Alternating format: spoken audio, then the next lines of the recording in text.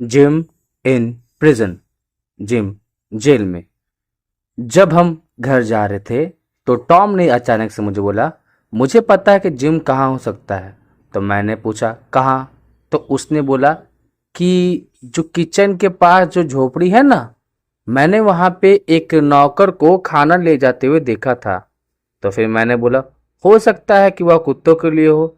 जिस पे वह बोलता नहीं हक, वह कुत्तों के लिए नहीं था क्योंकि उसमें तरबूज भी थे और कुत्ते तो तरबूज खाते नहीं है। तो मैंने बोला अच्छा ऐसा है। बोला हाँ, मैंने क्या देखा है कि एक आदमी दरवाजे को अनलॉक करता है, वह वहां जाता है, फिर वापस उसे लॉक करके बाहर आ जाता है और वह चाबी वह मेरे अंकल को जाके देता है। अब इन दोनों चीज़ों को एक साथ जोड़ के अगर हम देखें तो तरबूज यह दिखाता कि वहाँ पे आदमी है और चाबी यह दिखाता कि वहाँ पे कोई कैदी है, प्रिजनर है। यहाँ के रहने वाले लोग इतनी ज़्यादा दयालु होते हैं कि वह प्रिजनर्स को छोटी मोटी जगहों पे नहीं रखते, इसलिए मैं श्योर हूँ कि वह जिम है। अब हम लोग प्लान करने लगे और थोड़ी देर बाद टॉम तैयार था। मैंने कहा चलो ठीक है करते हैं। तो आगे क्या होता है, मैंने बोला कि अगर वहाँ पर जिम है तो हमें क्या करना पड़ेगा, मैं राफ्ट को लेकर के लाऊंगा इस आइलैंड में। उसके बाद हम उस बूढ़े आदमी से चाबी चोरी करेंगे और जिम को रिलीज करेंगे, फिर हम लोग यहाँ से चले जाएंगे। बहुत आसान काम है, यह प्लान करेगा तो ना। जिस पे वह बोलता कि प्लान तो बहुत सिंपल है, लेकिन हम लोगों ने इसके बारे में बात नहीं किया। मैं सोचा था कि उसका रिएक्शन क्या होगा। जब घर पहुंचे तो रात हो चुकी थी और कुत्ते जान रहे थे कि वह हमारी ही आवाज़ है। हम कैबिन में पहुंचते हैं, वहाँ खिड़की होता है और वहाँ पे एक बोर्ड भी लगा हुआ होता है। हम किसी तरीके से वहाँ चढ़ते हैं जिससे के कारण जीप खिड़की से भाग सके। तो यह सजेशन मैंने बोला कि हम लोग ऊपर जाएंगे और जिम को भगा देंगे। फिर वह बोलता है कि ये तो बहुत ज़्यादा सिंपल है, हमें कोई और कॉम्प्लिकेटेड वे ढूंढना पड़ेगा जिससे हम उसे भगा सके और हम पे कोई शक भी ना है।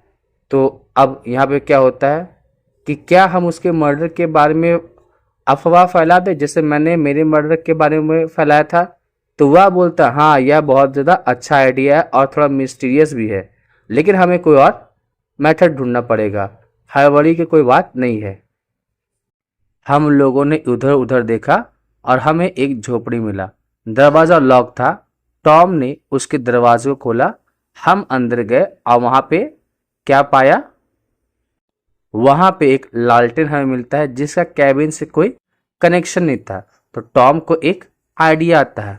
वह क्या बोलता है कि हम यहाँ पे एक सप्ताह के अंदर यहाँ से गड्ढा करके डायरेक्ट कैबिन से कनेक्ट करेंगे। अगली सुबह हम लोग सुबह होने के बाद उठ जाते हैं और यार्ड के पास चले जाते हैं और वहाँ पे जितने भी डॉग्स थे उनसे दोस्ती करते हैं और उन नीग्रो से भी दोस्ती करते हैं जो जिम के लिए खाना लेके जाते थे। उसने खाने को तैयार किया जिसमें ब्रेड था और मीट था। वह एक अच्छा इंसान था जिसे चुड़ैलों से बहुत ही ज़्यादा डर लगता था। उसका यह मानना था कि रात को उसे कुछ अजीब और गरीब चीज़ें दिखती है, उसका यह मानना था। तो टॉम ने कहा कि यह खाना किसके लिए है। तो वह बोलता है कि आप देखना चाहते हो। तो टॉम ने बोला हाँ हम देखना चाहते हैं। मुझे यह आइडिया पसंद नहीं आया। कैबिन में हम लोग पहुंचे। कैबिन बहुत ज़्यादा डार्क था, हमें कुछ दिखा नहीं दे रहा था, लेकिन जिम ने हमें देखा और वह चिल्लाने लगा, हक क्या यह मास्टर टॉम है। और मैंने ऐसा एक्सपेक्ट किया था। अब यहाँ जिस पे वह निग्रो आदमी बोलता है कि क्या ये आप लोगों को जानता है। जहाँ एक तरफ मुझे कुछ समझ में नहीं आ रहा था कि मैं क्या बोलूँ, वही टॉम सोचने लगता है कौन किसे जानता है और यहाँ पे इतना ज़्यादा शोरगुल क्यों हो रहा है। जिस पे टॉम ने बोला कि मुझे नहीं पता यह क्या बोल रहा है और तुम्हें ऐसा क्यों लगता कि यह हमें जानता है। तो वह निगरू लड़का बोलता है कि उसने तो आपका नाम बोला। तो टॉम बोलता नाम, कब नाम बोलिए।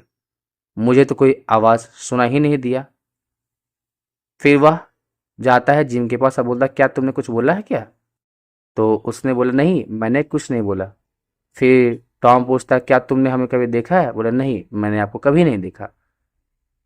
अब इसके बाद टॉम उस नीग्रो लड़के के पास देखता है जो थोड़ा चिंतित था।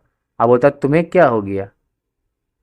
जिस पे वह लड़का बोलता है सर इसमें आपकी कोई गलती नहीं है, इसमें उन सारी की सारी विचेस की गलती है। प्लीज सर मास्टर सिलास को इस बारे में कुछ नहीं बताइएगा वरना मुझे वह डांटेंगे क्योंकि उन्हें इन विचेस चुड़ैलों की बातों पे विश्वास नहीं होता है। तो टॉम ने उसे सिक्का दिया और उसे प्रॉमिस किया कि वह इस बात को कभी भी किसी को नहीं बताएगा। और फिर वह आदमी दरवाजे पे खाना रख के एक दौड़ लेता है और वहां से चला जाता है। और उसने जिम को बोला कि ऐसा प्रिटेंड करना जैसे तुम हमें जानते ही नहीं हो और तुम्हें अगर रात को खुदाई की आवाज़ सुनाई दे तो समझ लेना यह हम है। और जिम को ज़्यादा समय नहीं मिलता हम लोगों से बातें करने का और हमसे हाथ मिलाने का।